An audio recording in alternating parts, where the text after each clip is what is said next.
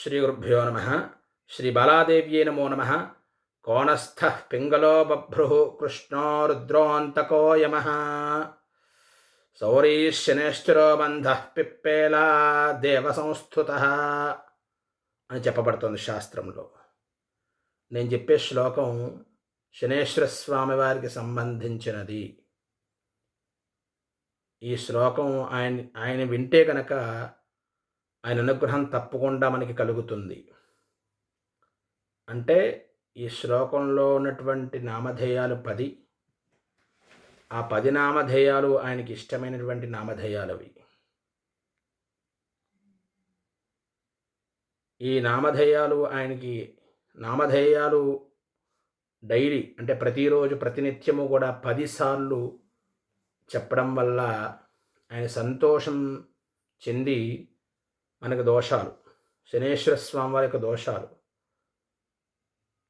రాశుల వారికి 12 రాసుల్లో కొన్ని రాశులకి అష్టమి, అర్ధాష్టమి, ఏలినాటి శని, శని మహాదశ, కంటక శని, ఈ 5 దోషాలు కూడా ఆయా రాశుల వారికి గోచారరీత్యా తర్వాత జాతకరీత్యా ఈ ఉంటే కనుక ఈ యొక్క 10 నామాలు కూడా డైలీ పారాయణం చేయడం వల్ల ఖచ్చితంగా ఆ యొక్క శనేశ్వర స్వామి వారి యొక్క అనుగ్రహం తప్పకుండా కలుగుతుంది. మరి ఆ నామధేయాలు ఏమిటయ్యా అంటే కోణః, మందః.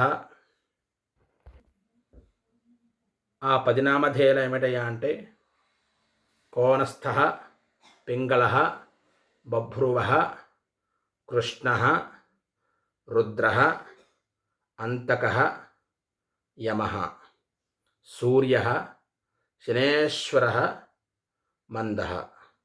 ఈ 10 పేర్లు ఖచ్చితంగా శనేశ్వర స్వామి వారిని తలుచుకొని పారాయణం చేస్తే గనక, అంటే 10 పేర్లు 10 సార్లు పారాయణం చెయ్యండి. ఖచ్చితంగా మీ రిజల్ట్ అనేది మీరే చూస్తారు. అటువంటి గొప్ప మహత్తర ఘట్టం ఈ యొక్క శనేశ్వరి స్వామివారి యొక్క నామధేయాలు చాలా గొప్పవి. ఈ నామధేయాలు ఎవరు పఠించారయ్యా అంటే పిప్పలాదుడు పఠించారట.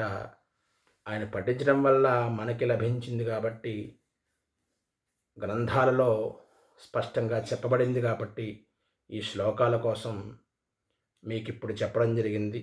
ఖచ్చితంగా ప్రతినిత్యము కూడా పారాయణం చేయండి. శనేశ్వర స్వామివారి యొక్క అనుగ్రహం పొందండి. సర్వే జనా సుఖినో భవంతు.